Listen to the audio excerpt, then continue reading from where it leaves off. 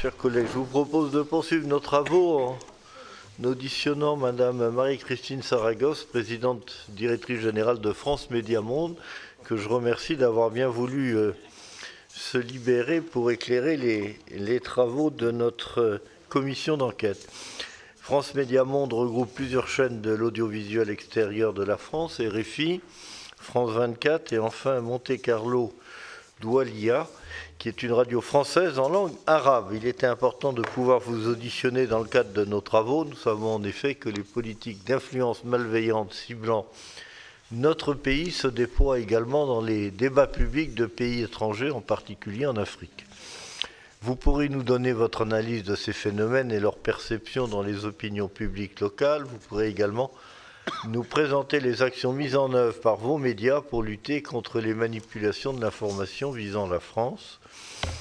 L'enjeu est en effet délicat puisqu'il faut concilier le respect de la liberté de la presse et de la liberté d'expression qui sont inhérents à notre modèle démocratique, avec la nécessité de ne pas amplifier l'écho de narratifs anti-français manipulés par nos compétiteurs, voire contribuer à leur formulation. Avant de vous donner la parole, il me revient de rappeler qu'un faux témoignage devant notre commission d'enquête est passible des peines prévues aux articles 434, 13, 14 et 15 du Code pénal. Je précise également qu'il vous appartient, le cas échéant, d'indiquer vos éventuels liens ou conflits d'intérêts en relation avec l'objet de la commission. Madame la présidente directrice générale, je vous invite à prêter serment de dire toute la vérité, rien que la vérité, en levant la main droite et en disant « je le jure ». Je le jure, Monsieur le Président. Voilà. Alors, sur un plan pratique, si les personnes qui vous accompagnent doivent prendre la parole, il faut également qu'elles prêtent serment. Peut-être qu'elles peuvent se présenter par la même occasion, parce que je ne sais pas si vous... Oui, allons-y. Alors... Bonjour, Roland Husson, directeur général en charge du pôle ressources de France Média Monde. Voilà. Donc, je le jure. Merci. Bonjour messieurs, dames. Cécile Mégy, directrice des stratégies et des coopérations éditoriales transverses de France Média Monde. Et je le jure. Bonjour à tous, Corentin Masclet, responsable des relations institutionnelles. Normalement, je ne devrais pas être amené à prendre la parole, mais au cas où, je le jure. Je vous remercie. Cette audition fait l'objet d'une captation vidéo diffusée sur le site internet et, le cas échéant, les réseaux sociaux du Sénat, puis consultable en vidéo. Elle fera l'objet d'un compte-rendu. Je vous propose, Madame la présidente directrice générale, un propos introductif d'une quinzaine de minutes, mais j'ai envie de dire 15 minutes à vous quatre, pas multiplié par 4, après quoi notre rapporteur et mes collègues ici présents pourront solliciter de votre part des éclaircissements sur tel ou tel aspect, et donc je vous donne sans plus attendre la parole. Merci beaucoup, Monsieur le Président, et vous avez fort bien résumé l'équation dans laquelle nous nous trouvons entre liberté et lutte contre les manipulations, liberté d'expression, mais également lucidité et absence de naïveté par rapport aux attaques éventuelles dont nous pourrions, nous, être l'objet ou notre pays.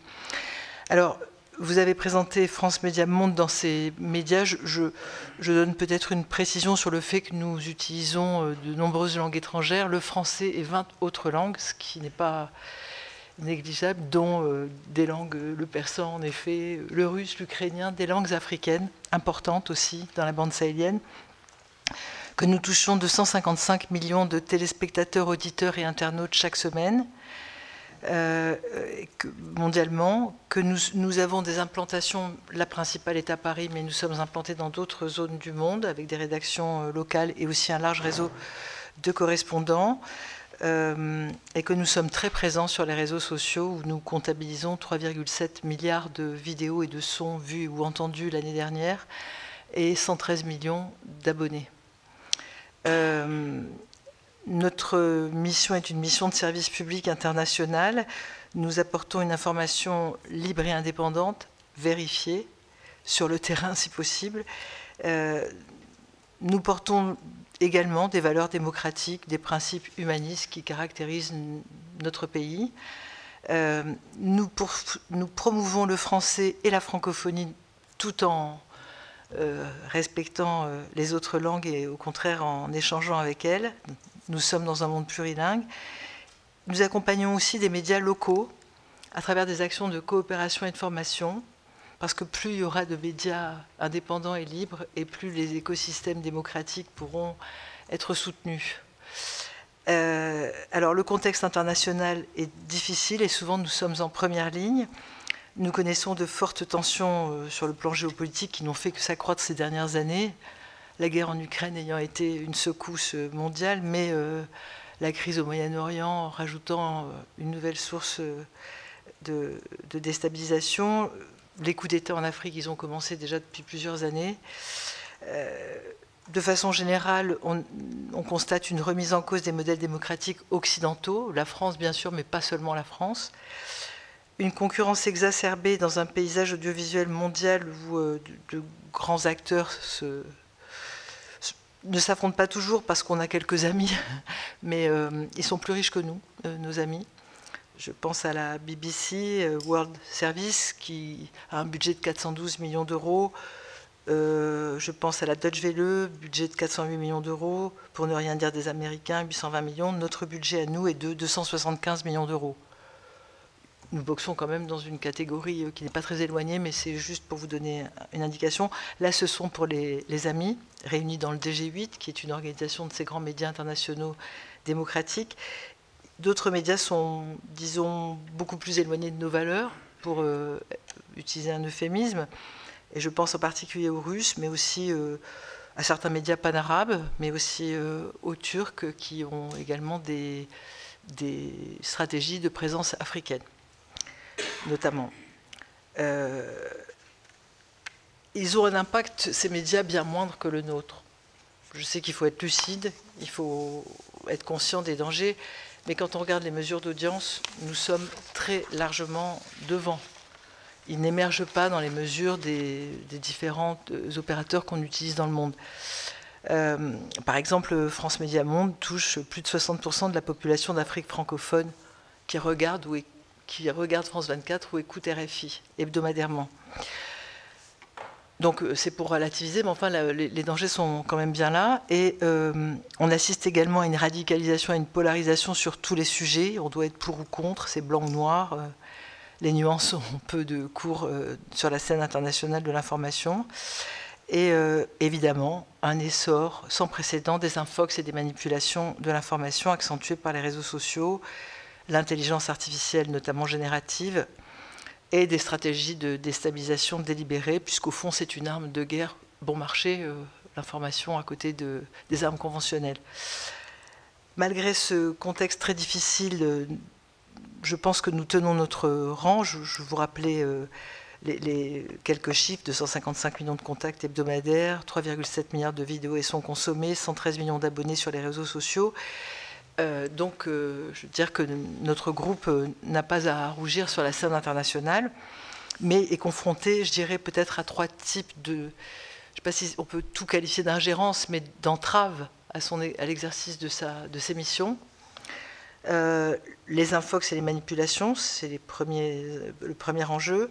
Les risques cyber et les cyberattaques parfois massives, c'est un deuxième enjeu. Et les atteintes à la liberté d'informer sur le terrain, y compris. Alors sur le premier thème, les manipulations de l'information et les infox, bon là c'est un déferlement avec une sophistication croissante et qui semble très intéressé par nos médias. De toute évidence, les logos de France 24, ceux de RFI, nos présentateurs, nos émissions sont une source d'inspiration quotidienne pour les manipulateurs de l'info qui n'hésitent pas à prendre un extrait de journal de France 24, à changer la voix du présentateur pour, par exemple, lui faire annoncer un prétendu attentat contre le président de la République qui devrait avoir lieu à Kiev en cas de déplacement. Donc le journaliste se voit doublé, se voit totalement manipulé.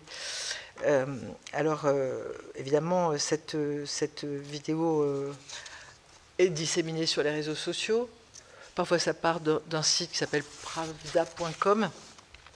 Et nous, derrière, évidemment, on fait... Alors, le mot est en anglais, on dit débunkage. On fait du débunkage, mais aussi de la viralisation du débunkage pour contrecarrer la manipulation.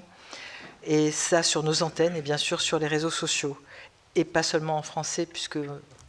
justement, on cible les langues aussi.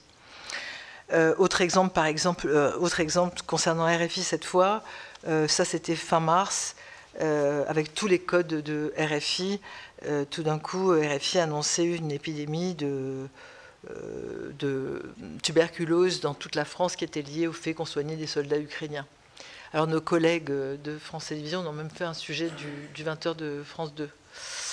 Mais c'est tous les jours que ça se produit. Alors je reviendrai sur qu'est-ce qu'on débunk pas. Donc nous sommes mis en organisation de riposte. Nous avons décidé que ça commençait à bien faire, pour tout dire. Et donc, nous avons d'abord des programmes dédiés depuis longtemps.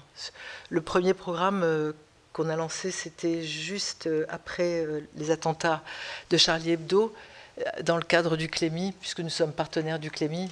Et à l'Assemblée générale, j'avais proposé, avant les attentats, un programme pour expliquer aux élèves comment ne pas se laisser manipuler. Ça n'avait pas eu de succès en décembre 2014, mais le 7 janvier au soir, j'ai été rappelée et on a lancé Info Intox, notre premier programme qui est utilisé dans les salles de classe, qui est fait par les observateurs de France 24. Les observateurs de France 24, c'est une rédaction, mais c'est aussi dans le monde des citoyens engagés qui ne sont pas rémunérés par nous, qui ne sont pas journalistes et qui nous font remonter des choses anormales, ce qui nous permet d'avoir un réseau de captation des manipulations important.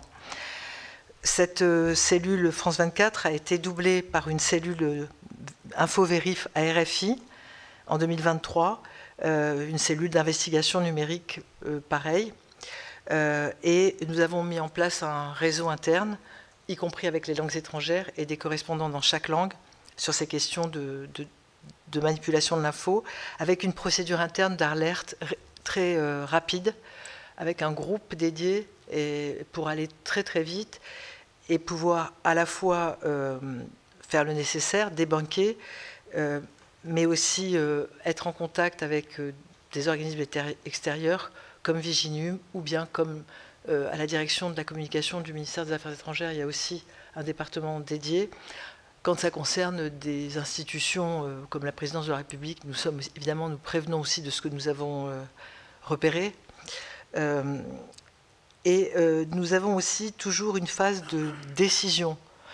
Tout n'est pas bon à débunker, si je puis dire. Parce qu'une infox qui ne franchit pas la barre de 3000 vues, si on la met sur des médias qui touchent 255 millions de personnes par semaine et des réseaux sociaux où il y a 113 millions d'abonnés, globalement, c'est un peu presque ce qui pourrait être recherché par les manipulations de l'info, qu'on s'en empare. Et à certains moments, on se demande même s'il n'y a pas des attaques délibérées pour qu'on débunke et qu'on fasse de la publicité sur ces attaques. Donc, les choses se compliquent et il y a une décision à arbitrer. Est-ce qu'il est pertinent de débunker et de disséminer ce débunkage? Donc c'est pour ça que cette mise en réseau, cette coordination étroite, nous l'avons donc en interne, en français dans les langues étrangères, avec des intervenants extérieurs, avec évidemment nos collègues du service public. C'est comme ça que France Télévisions donc, a décidé de traiter aux 20h. Nous avons également, depuis notamment le DSA européen, la possibilité de faire un signalement aux plateformes pour qu'elles puissent réagir aussi, parce qu'à nous seuls, parfois on a l'impression avec un DA-coup de vouloir vider la mer, donc il faut que les plateformes agissent aussi, c'est elles qui ont les clés pour agir massivement. Aujourd'hui, l'ARCOM, donc dans le cadre du DSA, est aussi compétent pour pouvoir intervenir, il monte en puissance et ce sera aussi un relais important. Nous pouvons aussi évidemment porter plainte. Encore faut-il savoir contre qui.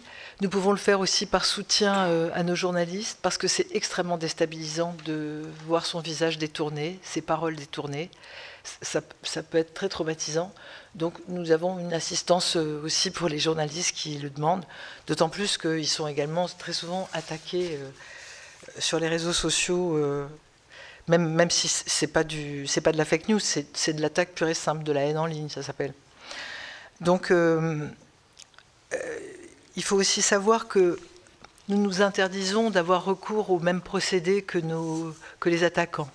Je crois qu'on ne gagnerait pas à perdre notre âme et que c'est précisément parce qu'on est une grande démocratie qu'on aura gain de cause.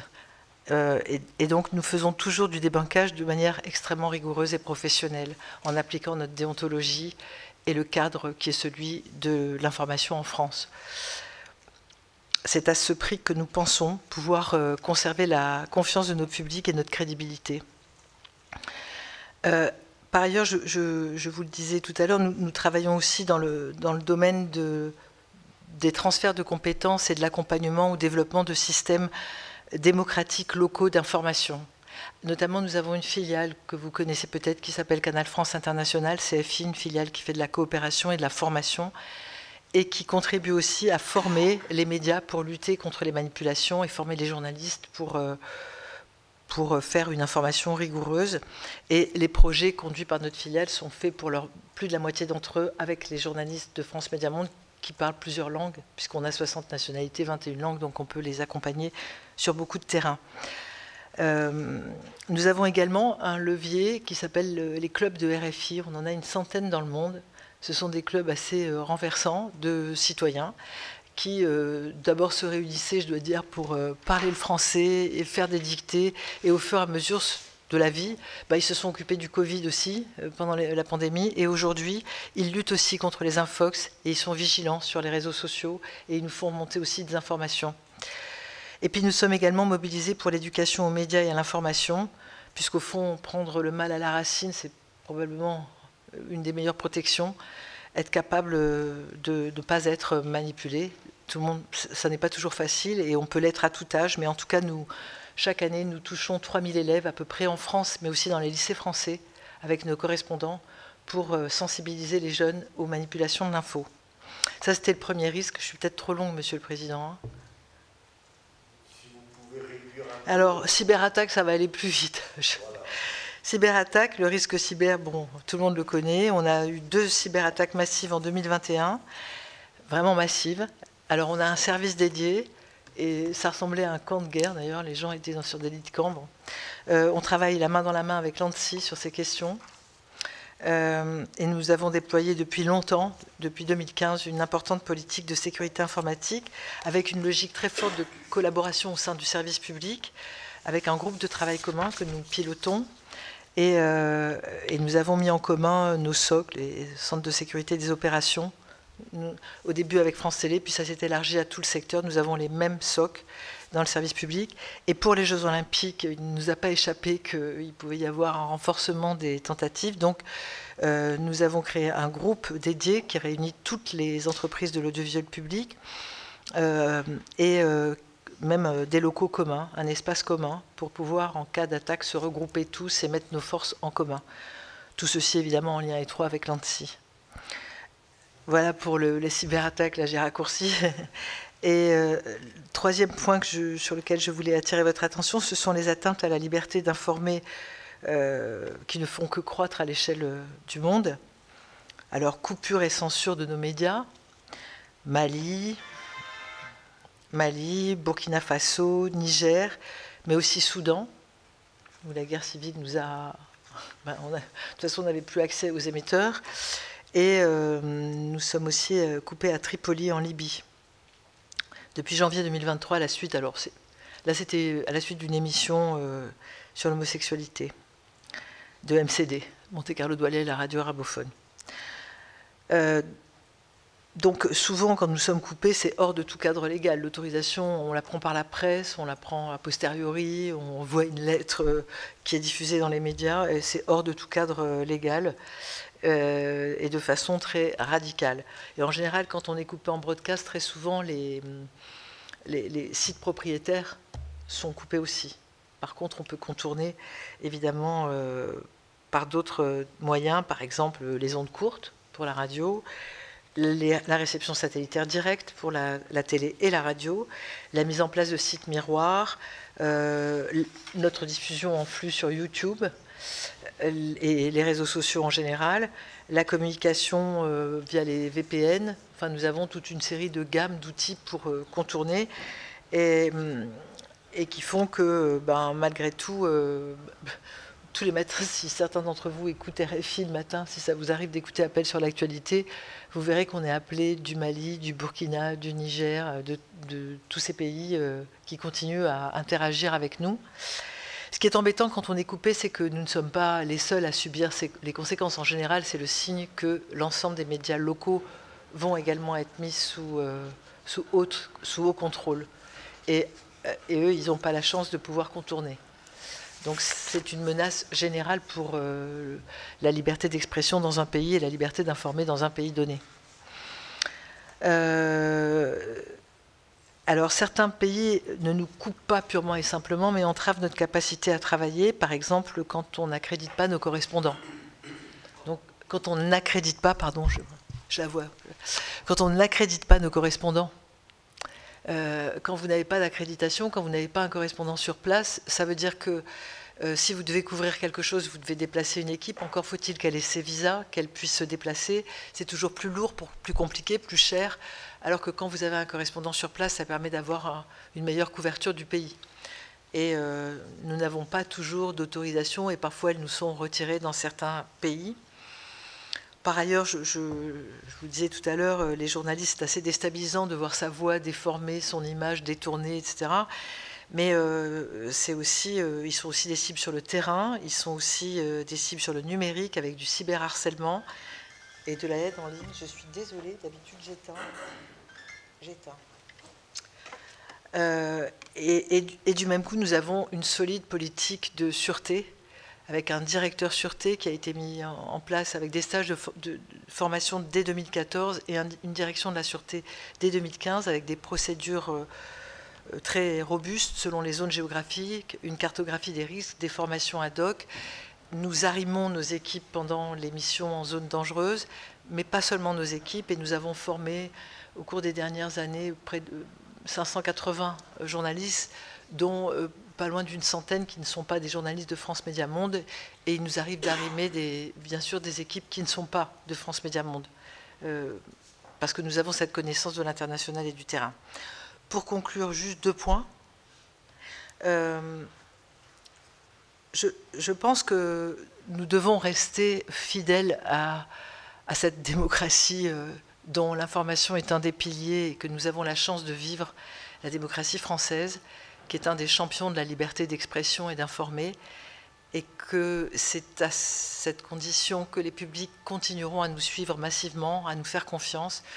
Nous sommes, la France, a une réputation d'être championne de la liberté. Je pense que c'est important de la conserver et du même coup, nous, d'incarner cette indépendance, cette liberté qui sont quelque part à l'image de la France.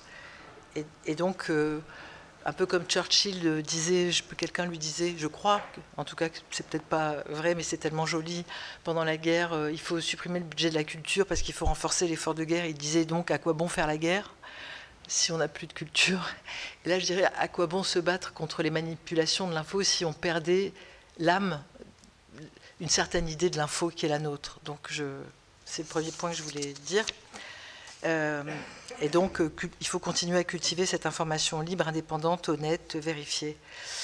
Et deuxième chose sur laquelle je veux attirer votre attention, c'est que dans le paysage audiovisuel mondial, tout biais qui est donné à notre statut de médias de service public démocratique sera utilisé et manipulé.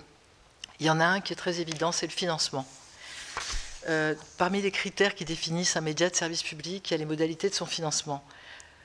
Quand on est financé sur le budget de l'État, on est considéré comme média gouvernemental par les réseaux sociaux, mais aussi par nos amis allemands. Ils ont le Staatsfern, qui est l'éloignement de l'État, et le financement sur le budget de l'État est un des critères qui fait qu'on n'est pas considéré comme suffisamment éloigné de l'État. Nous avons une fréquence FM à Berlin qui nous a été renouvelée sous réserve que notre financement ne soit pas budgétisé. Bien sûr que si nous étions budgétisés et que l'Allemagne nous sorte de Berlin, je vous laisse imaginer ce que ça pourrait être en termes de manipulation contre nos médias. Donc je pense qu'il est très important de faire le lien entre ce qui sera décidé comme financement affecté du service public et notre statut international. Je me permets d'attirer votre attention sur ce lien. Et je vous remercie de votre attention. Merci madame. Monsieur le rapporteur. Permettez-moi, madame la présidente directrice générale, de commencer par vos 2 derniers points. Le dernier d'ailleurs, je crois que, enfin en tout cas, moi je le partage totalement et je crois que d'autres ici, je pense à madame Sylvie Robert, doivent le partager également. Et sur l'avant-dernier point, sur le fait que rester fidèle à la démocratie est peut-être la meilleure réponse pour combattre effectivement les manipulations et les ingérences étrangères, désinformation, manipulation, là aussi je suis d'accord. J'ai quelques questions. Ce que je propose, c'est de faire, je vais essayer de faire court, réponse courte, ce qui permettra à l'ensemble des collègues de pouvoir répondre. La première question, c'est, vous avez expliqué que quasiment quotidiennement, il y avait de la falsification en utilisant vos logos, vos médias et en changeant la voix de vos journalistes. Avez-vous pu définir les origines, soit étatiques, soit d'organisation, qui procèdent à ce type d'opération? Je veux dire, en grande masse. Ça vient souvent de Russie. Après, la source exacte, étatique, sous-étatique, mais ça vient souvent de cette zone-là. Merci.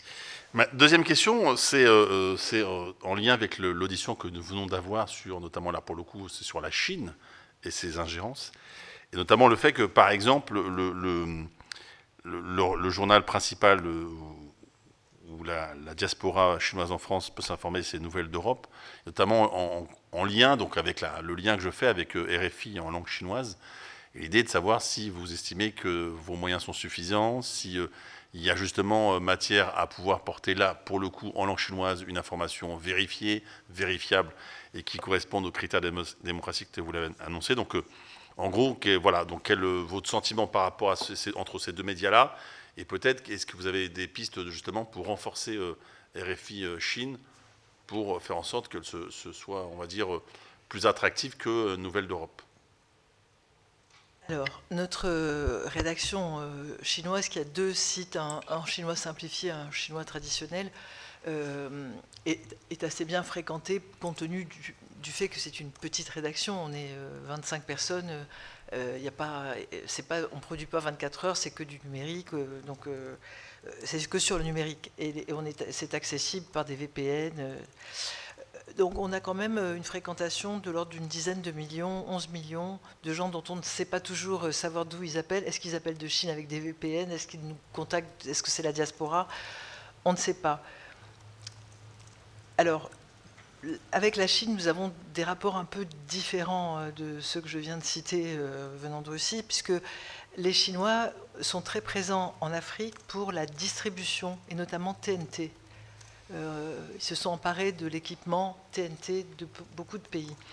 Et comme nous sommes un produit d'appel très important, nous sommes distribués dans un certain nombre de pays par les Chinois qui nous affectionnent particulièrement comme produit d'appel. Donc on n'a pas, disons, pas de manipulation frontale contre nous. Par ailleurs, récemment, peut-être parce que c'était l'anniversaire des relations diplomatiques entre la France et la Chine, nous avons eu une ouverture pour la première fois pour France 24, donc pas en chinois, en anglais ou en français d'ailleurs. Hein, on avait demandé des autorisations dans les deux langues depuis plusieurs années. Moi, ça fait donc une dizaine d'années qu'on demande. On n'a jamais eu de réponse jusque-là et on a eu une réponse d'intérêt pour une diffusion de France 24 en Chine. Reste qu'elle est un peu élevée en termes de coûts là, et que donc on doit pouvoir continuer à négocier. Et donc, est-ce qu'il faudrait faire plus de chinois, avoir une rédaction chinoise plus importante? Je ne sais. Le problème, c'est l'accessibilité en Chine, en fait. Hein. Si on ne peut pas faire de communication, si on n'est pas connu sur le territoire. Donc, je trouverais intéressant, par exemple, que France 24 puisse y être. Encore une fois, le choix de la langue pouvant être l'anglais ou le français. Vous savez, c'est une distribution qui est très limitée. Hein. C'est réservé aux résidences, aux hôtels de 3 étoiles et plus et aux résidences d'étrangers. Parfois, il y a des départements universitaires aussi qui ont accès. Mais ce serait symboliquement un premier pas important si on pouvait y aller. Alors, pour prolonger, ma question portait sur notamment la diaspora chinoise en France, pour lequel il y a effectivement... Donc là, je pense que c'est pour ça que je vous ai interrogé. Et après, je prolonge quand même par rapport à votre réponse. J'entends que vous puissiez dire, nous sommes un produit d'appel, et donc, comme ils ont le marché de la TNT, enfin, les infrastructures, ils sont obligés de passer par nous. Après, on peut aussi se poser la question de l'autre côté. C'est que nous pourrions aussi être les faire-valoir d'opérations de manipulation très importantes en Afrique. Et la question qu'on pourrait se poser, c'est justement d'avoir une politique d'infrastructure différente que celle de la Chine. Donc c'est aussi pour ça, quelle est votre vision à cela? Alors je comprends bien que je vois votre collègue qui lève les yeux au ciel, j'entends. Enfin, non, moi je suis... Non, mais sauf que si on se dit juste on ne peut rien faire et on doit accepter, c'est aussi compliqué de dire à la fois il faut combattre et en même temps on doit accepter le fait qu'ils aient la maîtrise de la technologie. Je constate qu'il fut un temps où les infrastructures en Afrique étaient notamment montées par nos amis canadiens. En Afrique francophone, beaucoup. C'était le câble sans fil, et je vous parle d'un temps que les moins de 20 ans ne peuvent pas connaître. Et donc il y avait une vraie stratégie d'équipement occidentale, on va dire, notamment canadienne, sur ce câble sans fil en Afrique. Et puis j'ignore pourquoi les investissements ne se sont pas faits. Et en Afrique anglophone d'abord, hein, il y a eu des investissements chinois accueillis par les gouvernements et finalement soumis à des règles pareilles pour tous. Donc est-ce qu'on peut prévenir des décisions gouvernementales de pays africains? Ça, je ne suis pas sûre. Pour l'instant, en tout cas, nous n'avons pas de problème de censure. Peut-être que nous sommes des faire-valoir d'autres chaînes, mais je pense que j'ai toujours une petite confiance quand même, moi, dans les téléspectateurs et les auditeurs, qui sont des citoyens et qui ont une capacité de choix et qui, s'ils nous regardent massivement, parce qu'on a des chiffres quand même renversants en audience en Afrique, c'est parce qu'ils trouvent qu'on est meilleur et qu'ils ont cette capacité de savoir qu'il y a des chaînes meilleures que d'autres. Donc il faut... Mais pour ce que vous disiez sur la diaspora en France, il fut un temps où les productions en chinois, mais pas seulement en langue asiatique, puisqu'on a aussi le khmer, le vietnamien à RFI, étaient diffusées ce qu'on appelait le réseau B de Radio France. C'était le réseau onde moyenne de Radio France. Ce réseau a été éteint. Aujourd'hui, la question pourrait se poser avec le DAB+, qui est donc la radio numérique terrestre, d'offrir, de rendre plus accessibles des offres en langues étrangères sur le territoire français. Ce ne serait pas une grosse difficulté pour nous. Ça demanderait une préemption gouvernementale sur des fréquences dans certains endroits en fonction de la cartographie des locuteurs. Mais pour nous, ce serait quelque chose de très facile de compléter notre offre numérique, qui est accessible sur tout le territoire français évidemment, par éventuellement des diffusions DAB+, dans des langues étrangères. C'est des choses qu'on avait d'ailleurs évoquées pendant la préparation de notre contrat d'objectifs et de moyens, qui n'ont pas suscité d'opposition particulière, mais bon, ça a un petit coût, ce sont des petites sommes, le DAB+. Ça pourrait être quelque chose qui pourrait être étudié. Est-ce qu'il fonctionne sur l'arabe avec MCD? Ah ben, là, je mettais MCD un peu à part parce que MCD, c'est une chaîne 18 heures par jour, c'est une vraie radio et on a effectivement MCD à Paris et à Marseille. Mais je parlais des langues étrangères d'RFI qui sont des plus petits formats, comme par exemple, MCD n'était pas sur le réseau B de Radio France.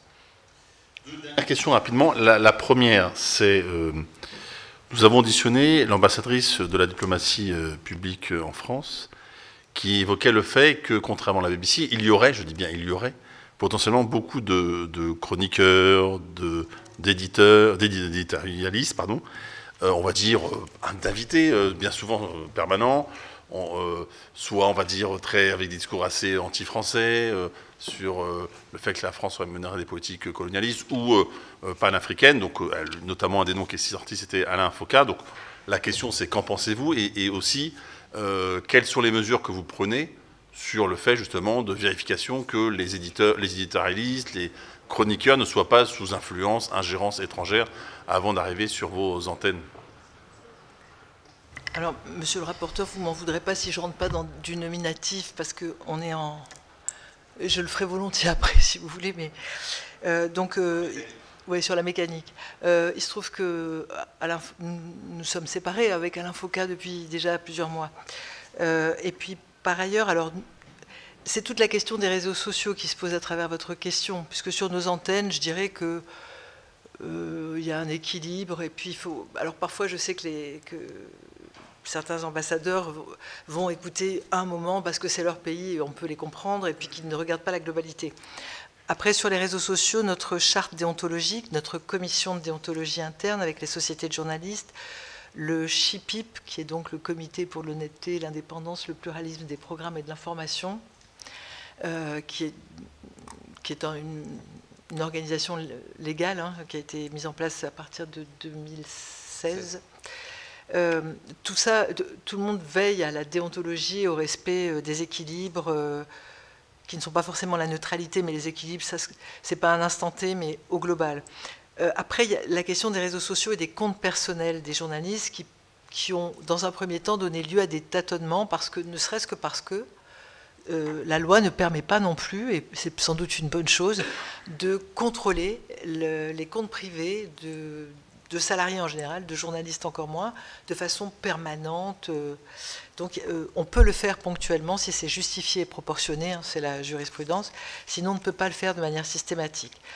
Néanmoins, notre charte, elle traite ces questions, parce qu'elle a été complétée par l'avènement des réseaux sociaux. Et normalement, on doit être en cohérence. Il arrive que ça ne soit pas le cas, ça fait l'objet de débats, y compris en commission de déontologie interne. Ça fait parfois aussi l'objet de sanctions qui, en vertu de notre règlement intérieur, ne sont pas connues, ne sont connues ni des autres salariés, ni encore moins à l'extérieur. Mais c'est un dialogue constant que nous avons avec les journalistes. Après, il peut arriver que dans certaines situations, il y a un emballement. Vous ne parlez pas de journalistes. Vous parliez... Alors, pardon. Ah ben, chez nous, il n'y a que des journalistes. C'est pour ça que j'englobais ça. Chroniqueurs. Chez nous, à part peut-être un cas de figure où c'est un animateur d'émission musicale, mais sinon nos chroniqueurs sont des journalistes, enfin tout le monde est journaliste. Après on a des invités, on a des experts, on a d'ailleurs très souvent la qualité du média, c'est aussi le niveau de qualité des experts et dans toutes les langues en plus. Hein, on couvre vraiment les 21 langues avec des experts. En plus ils tournent, ils ne sont pas payés. Et ils changent selon les thématiques, donc c'est un gros travail des services invités. Mais nos chroniqueurs, ils sont rares, je pense, à ne pas être des décrypteurs plutôt que des journalistes qui auraient une opinion. Et quand ça arrive, il y a des mesures internes qui peuvent aller jusqu'à la séparation. Et ma dernière question, vous avez fait la comparaison entre vos moyens et ceux notamment de la BBC ou de vos collègues allemands. Et par rapport à tout ce qu'on évoque autour de vos projets, vous feriez quoi de plus avec 200 millions, en fait? 200 millions, carrément. Bah, c'était le différentiel, je crois, non? Non, c'était 130. 130? Ah bon, bah alors, 130. Allez, vos 130. Alors, je ferai pas mal de choses, mais d'une part... Notamment sur les questions de lutte contre les ingérences, oui, c'est ma question. Alors, je pense que je pourrais muscler les équipes en effectifs, en outils. Je ferai de gros investissements sur l'intelligence artificielle, mais tout ce que je dis, je vais le faire, mais au lieu de faire à 130 millions, je vais le faire sur la trajectoire de notre com, mais on va faire la même chose. Je pense que l'intelligence artificielle, c'est comme toujours les inventions humaines, le meilleur et le pire. C'est à nous de faire que ce soit le meilleur et de contrôler le pire. Donc ces outils-là peuvent permettre aussi de débunker, d'améliorer, d'aller plus vite sur certaines tâches pour se concentrer sur des tâches d'investigation. Donc je ferai monter les équipes du numérique en masse, aussi également pour tout ce qui est marketing numérique, pour promouvoir les contenus, parce qu'on a des contenus parfois géniaux, mais on n'a pas les budgets non plus pour les promouvoir. Je renforcerai nos services support, parce que nous avons une stratégie de qualité des contenus d'abord, parce que nous pensons que c'est ce qui fait la réputation mondiale. Mais là, nos supports, nos RH, notre direction technique, notre direction des environnements numériques, tout ça, tous ces gens ont besoin d'être confortés. Je développerai notre présence de proximité, parce que c'est très important. C'est une stratégie fondamentale. Quand nous sommes à Dakar et que nous parlons full day et mandinkan, avec des rédactions africaines. Nous apprenons d'eux autant que nous transmettons aussi des savoir-faire, mais nous apprenons d'eux, nous parlons de plus près, nous comprenons mieux quels peuvent être les problèmes, et nous sommes susceptibles du coup d'y répondre dans un vrai dialogue et pas dans une sorte de radicalité où on est blessé, où on ne se parle plus. Il faut entendre aussi, écouter. Et donc, écouter, c'est parler parfois la même langue et parfois la langue de l'autre. Donc, je crois beaucoup à ce que nous avons développé à Dakar en mandinkan en full day. Je crois beaucoup à ce que nous allons développer à Beyrouth en arabe, au cœur du Moyen-Orient, dans un pays ami. Je crois beaucoup à l'ukrainien que nous avons développé, au roumain que nous avons développé à Bucarest, demain au turc que nous espérons lancer à Bucarest. Et je vais citer encore Churchill, ça va faire très bizarre, mais c'est à cause du 6 juin, je pense que je suis un peu... mais mieux vaut blabla que pampan de façon générale. C'était son expression, paraît-il. Donc, plus on va parler les langues des autres, plus on va parler avec les autres, plus on va les écouter, plus on va être dans le même environnement culturel qu'eux pour comprendre ce qu'ils ressentent, plus le dialogue sera fructueux et plus la démocratie gagnera. Merci, monsieur le rapporteur. Nathalie Goulet. Oui, Madame la Présidente, merci beaucoup. D'abord, je voudrais excuser Catherine Morin de Sailly. Normande comme moi, nous nous sommes partagés. Elle est au débarquement et moi à la commission d'enquête. Donc, je dois d'abord vous présenter ses excuses parce qu'évidemment, elle aurait évidemment tenu à être à cette audition. Vous connaissez sa constance sur ce sujet de l'audiovisuel.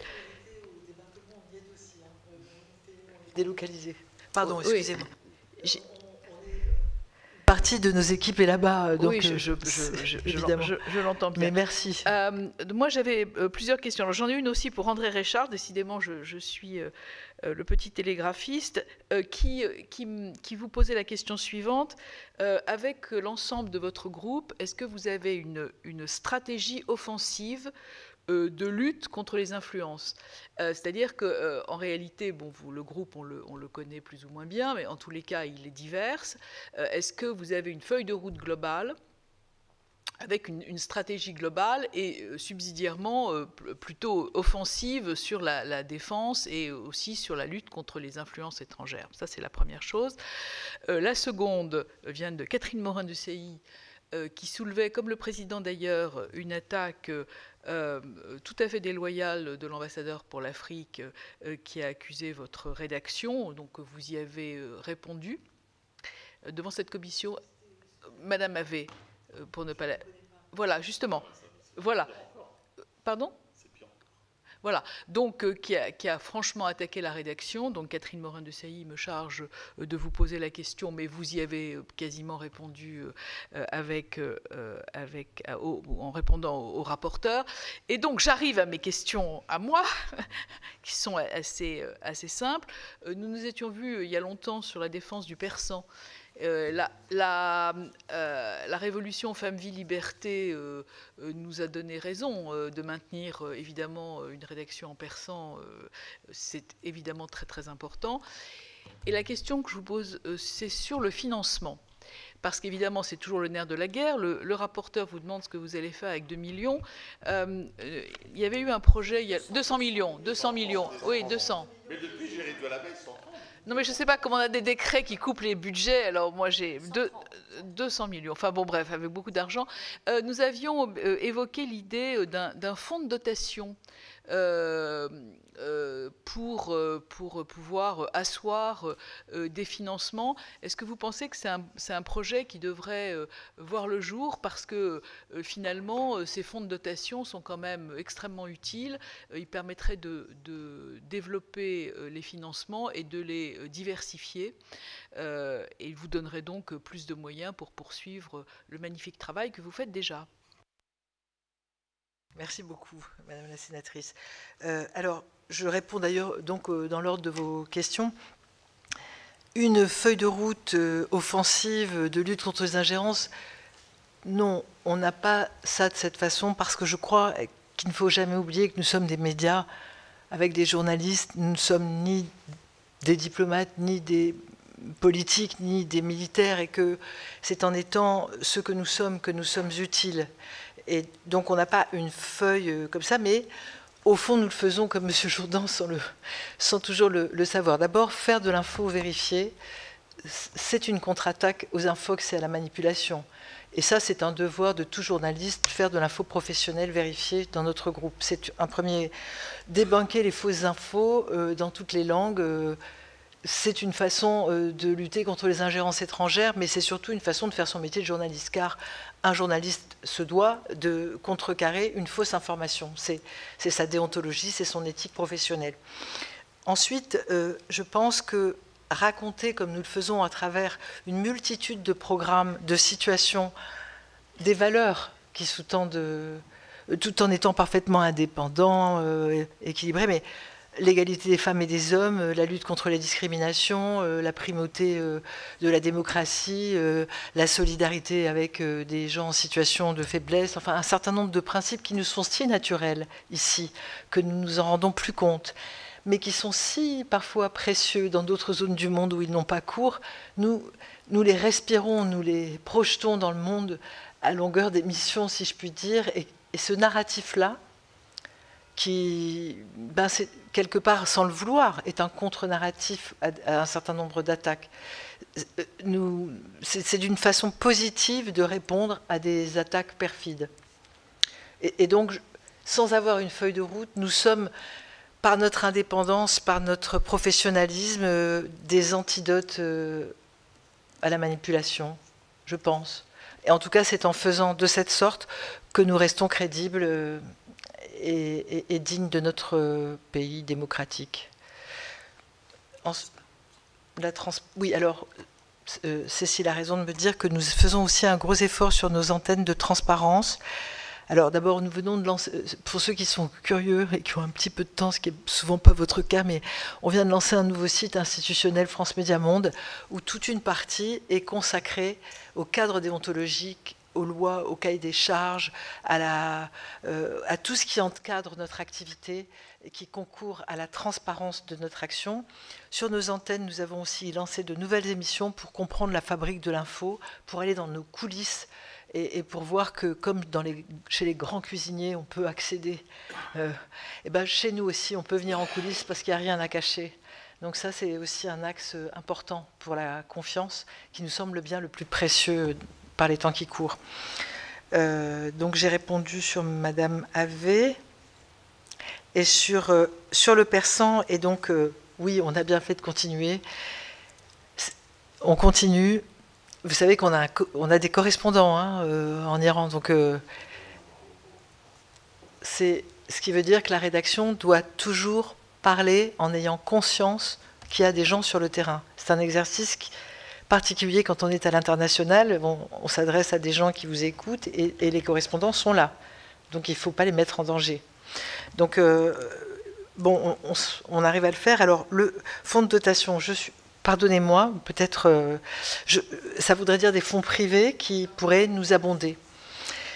C'est vrai qu'on en avait parlé, et notamment parce que des auditeurs, téléspectateurs m'avaient trouvé que c'était tellement important ce qu'on faisait qu'ils étaient prêts à donner une fondation. Je serais d'accord pour qu'on en parle dès lors que notre socle de financement par une recette affectée serait assuré. Deuxièmement, on a quand même une chose très importante cette année, c'est le financement avec de l'aide publique au développement, avec une source par l'AFD, une source directe sur le 209, le programme 209 via le ministère, ce qui est une marque importante de soutien. Et voilà. Et donc c'est grâce à ça qu'on va pouvoir monter en puissance à Beyrouth, à Dakar, à Bucarest, pour contribuer à lutter contre les infox, mais aussi à construire des choses positives et des narratifs positifs sur notre pays, dans d'autres langues. Donc c'est important aussi ce financement. Si, en plus de ça, et pas à la place, on avait l'idée de faire des fonds de dotation, je trouverais ça, j'étudierais volontiers ça. Enfin, je le dis sous le contrôle de mon directeur général. Si tu me fais pas de gros yeux, là. Non, au contraire, effectivement, on diversifie nos financements ces dernières années. Donc, l'aide publique au développement, pour nous, c'est fondamental, donc notamment pour ces stratégies de proximité, qui est essentielle. Et on a aussi des financements sur certains projets par la Commission européenne, par exemple. Donc, développer des activités avec ce type de financement, pour nous, en complément, dès lors qu'on aurait notre recette affectée consolidée, bien sûr, c'est une piste intéressante. Ça ne vient pas en plus, ça ne vient pas en moins, ça viendra en plus. Ça viendra en plus, oui. C'est ça, oui, c'est bien sûr. Je le redis, oui, on entend, mais dans ce cadre-là, d'ailleurs, on a eu des auditions où on était ensemble. C'est vrai que dans certaines universités, c'est qu'au début, ça démarre comme ça, puis comme le financement public se réduit, la part devient plus prépondérante, et parfois certains groupements ou États qui participent d'une façon directe sont regardants pour les enseignants, sont regardants pour les programmes, etc. etc. Donc oui, il y a quand même ce petit bémol quand même. C'est vrai qu'on serait forcément obligé de faire extrêmement attention aux sources de financement, comme on le fait pour la publicité, par exemple. Sur une chaîne d'info continue, le parrainage, par exemple, c'est très délicat. Une émission de santé, qui veut la parrainer? Il faut que ce soit totalement indépendant. Donc, mais pourquoi pas? Regardez. On est sur les influences étrangères, les conflits d'intérêts, les cabinets. Enfin, c'est un sujet ici, avec la haute autorité, qu'on maîtrise, je crois, assez bien. Mais il y a des pistes, il faut être un peu créatif. Enfin, donc c'était une occasion de vous reposer la question. Mais je suis tout à fait ouverte à l'idée de la creuser, la question.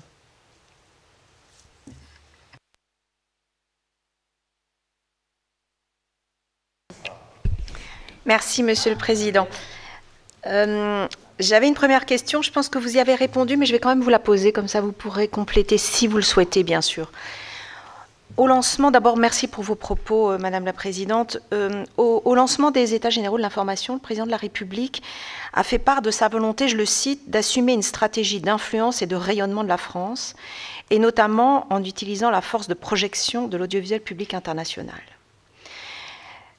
J'aimerais que vous nous disiez, mais comment caractérisez-vous aujourd'hui cette influence, en quelque sorte ce soft power qui est forcément est important et que vous assurez, au-delà du fait de dire que vous êtes professionnel, indépendant et transparent, et c'est ce que vous êtes, et vous avez raison, et au-delà des moyens, que vous avez dit insuffisant, est-ce que les conditions sont réunies aujourd'hui pour vraiment assumer ce rôle que le Président de la République a énoncé au lancement des EGI?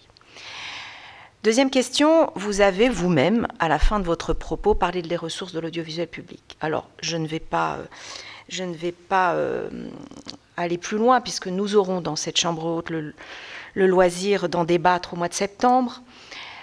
Et donc je vais compléter, parce que vous avez fait part de votre préoccupation sur la budgétisation qui est liée forcément à la question de l'indépendance et de l'autonomie. Mais au-delà de ça, puisque on parle aujourd'hui de fusion, holding, fusion, en quoi une fusion favoriserait-elle ou à l'inverse fragiliserait-elle vos missions et votre gouvernance? Je me situe vraiment dans le cadre de cette commission d'enquête. Il n'est pas question de lancer le débat sur la fusion. Et est-ce que cela vous exposerait davantage au risque d'ingérence ou pas? Et est-ce que ça, finalement, altérerait peut-être vos moyens ou vos outils aujourd'hui? Et enfin, rapidement, vos journalistes sont sur le terrain quotidiennement.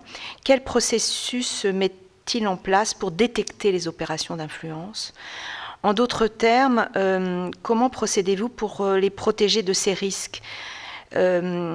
Aujourd'hui, vous l'avez dit, la bataille se joue, alors on parle beaucoup de narratif, autour du récit, ce qui est beaucoup plus complexe, et l'intelligence artificielle va encore plus complexifier ça. Comment parvenez-vous à identifier, si vous le faites d'ailleurs, des sources pour une information fiable, indépendante et de qualité? C'est-à-dire, comment réussissez-vous à détecter aujourd'hui ce qui est de l'information fiable ou pas dans ce monde encore plus complexe et où l'intelligence va être encore plus, va complexifier encore plus les choses? Et aujourd'hui, est-ce que vous en avez les moyens?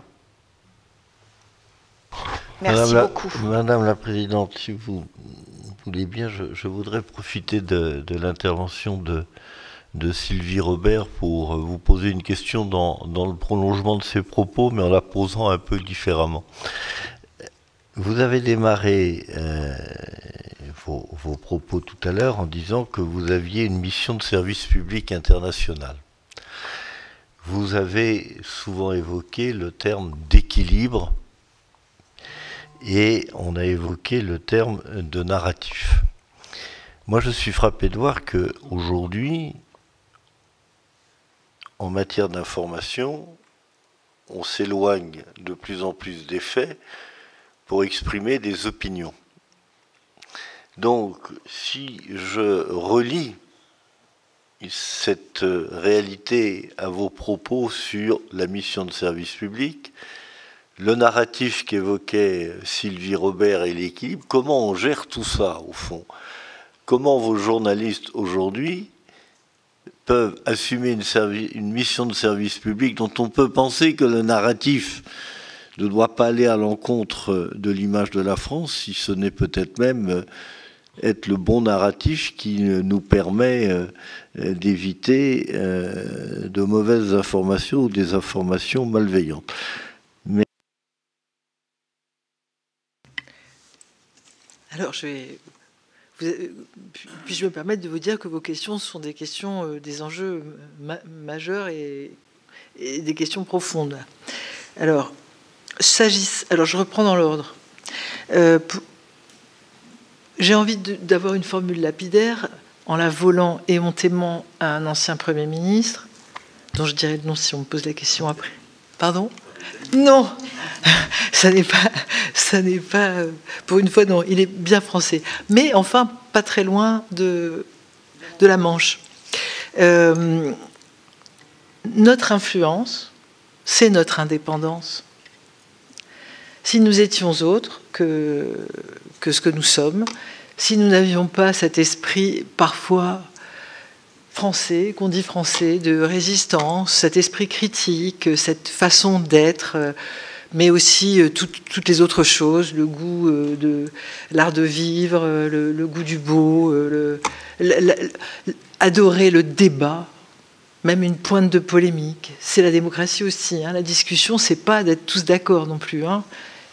Donc, si on n'était pas ça, on n'aurait probablement pas d'influence. L'influence, ça devient gênant si c'est manipulation, si c'est délibéré pour tordre la vie de l'autre, si c'est lui dire qui on est, comment on fonctionne et le séduire. Bien sûr qu'on l'influence aussi, mais ça fait partie de ces sociétés civiles. La France, très tôt, a eu conscience de l'importance des sociétés civiles. Au XIXe siècle, quand les alliances françaises se créent, les lycées français, c'est une démarche que personne n'a. Tout d'un coup, le pays s'intéresse aux habitants qui sont là, et pas seulement aux États. Donc ça fait partie de notre héritage historique. Et parce qu'on est ce qu'on est, on a de l'influence. Donc je ne sais pas si je réponds à la question, mais donc c'est... Voilà. Donc je pense que, et c'est en ce sens qu'on répond à cette attente. Alors, sur l'audiovisuel public et les questions de réforme, je ne suis pas tout à fait à l'aise pour répondre parce que... C'est vraiment une question par rapport à la stratégie d'influence. La connaissance de l'international, la présence sur le terrain, la distribution mondiale, la maîtrise de langues étrangères, la maîtrise de l'information internationale, la capacité à être entendu de l'autre qui n'est pas vous-même, qui ne parle pas des mêmes choses, même quand il parle la même langue, ce sont des données très spécifiques qui rassemblent d'ailleurs nos équipes, qu'elles soient en radio ou en télé, qu'elles soient dans une langue ou dans l'autre. C'est un savoir-faire qui se tourne vers un public qui est un public qui n'est pas national. Voilà. C'est un art particulier, et je dis le plus frappant est sans doute en français, où raconter la même élection à un public international ou à nos concitoyens ici n'est pas fait de la même façon. Nous ne portons pas les mêmes repères, nous ne portons pas... Donc, être compris du monde entier, c'est un métier. C'est un savoir-faire particulier. Et donc, il nous semble important de le conserver, de le protéger et de ne pas l'assujettir, en tout cas, à des considérations purement nationales. C'est d'ailleurs ce que pense le gouvernement. En tout cas, c'est l'arbitrage qui nous a été communiqué, notamment par le ministre des Affaires étrangères, sur le fait qu'on avait une spécificité par rapport à cette réforme et qu'on n'était pas dedans. Alors, le processus pour détecter les influences et un petit peu aussi, je relie à ce que vous disiez, Monsieur le Président, avec cette difficulté à être dans l'équilibre, la vérification des faits, mais un narratif qui ne soit pas non plus destructeur de notre pays. Enfin, moi, le terrain, le terrain, les faits, la qualité des experts, les sources humaines, justement. Parce qu'au fond, je ne connais pas tellement d'intelligence artificielle qui soit capable d'aller sur le terrain, de tendre le micro pour faire remonter l'info brute. Et l'info, d'ailleurs, l'intelligence artificielle se nourrit de quoi? Elle se nourrit de ce que les humains font. C'est d'ailleurs pour ça qu'on a bloqué l'accès pour l'instant à nos contenus. Nous travaillons sur l'intelligence artificielle de manière non perméable avec ses promoteurs, parce que sinon toutes nos données seraient aspirées sans être sourcées. Alors il y a un langage un peu... On bloque les bots. Bon. Donc on ne permet pas aux moteurs d'avoir accès à nos contenus. Parce que sinon on est pillé, on n'a pas de droit d'auteur, on n'a pas de sourçage, contrairement aux moteurs de recherche qui, eux, vont dire que c'est sourcé. Vont hiérarchiser d'ailleurs en fonction de la fiabilité des sources. Là, on ne sait pas. Donc nous, on apprend à maîtriser ces outils, mais on ne croit qu'au terrain et aux êtres humains qui vont vérifier sur le terrain, qui vont chercher l'info. Et après, elle peut nourrir le reste, mais s'il n'y a pas ce point de départ, enfin, je regarde ma Cécile Mégy à côté, qui, elle, a sa carte de presse, ce qui n'est pas mon cas. Donc, Cécile, est-ce que je suis conforme à l'idée des journalistes et du... Pardon. Oui, le terrain, et effectivement les... voilà, à des sénateurs, on peut dire ça, et des sénatrices... Voilà, et rien ne... Alors, ça prend du temps, ça a un coût, ça rejoint aussi d'autres préoccupations évoquées. Et voilà, mais c'est vraiment ça, l'intelligence artificielle, il y a des outils qui peuvent nous aider à traiter ce qui revient du terrain. Mais si nous n'avons pas ce contact fort et essentiel avec le terrain, le métier de journaliste n'est plus un métier de journaliste. Je ne sais pas si j'ai bien... Monsieur le Président, était-ce votre question? Ou c'était pas exactement ça?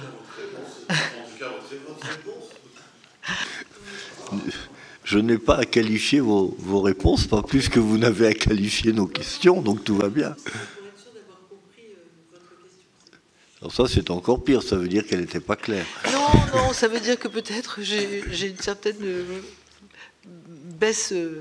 Une flexion mentale. Non, mais la question, c'était en fait, les faits, on voit ce que c'est, l'opinion, c'est autre chose, et de plus en plus, on a une presse qui est une presse d'opinion. Voilà. Oui, c'est vrai. Selon les médias, c'est plus ou moins marqué, selon la rareté des choses. Disons que la presse écrite a toujours été plus ou moins une presse d'opinion. Quand les fréquences sont plus rares, il y a une sorte de pluralisme interne qui s'impose par la loi souvent et le contrôle pour éviter justement qu'il y ait des déséquilibres trop flagrants d'opinion. Mais vous avez raison qu'il peut arriver que l'opinion l'emporte sur les faits et nous, on essaie de rester sur les faits. Y a-t-il des regrets? Il n'y en a pas. Et donc, il me revient de vous remercier tous les quatre d'avoir consacré un peu de temps à éclairer notre commission. Merci.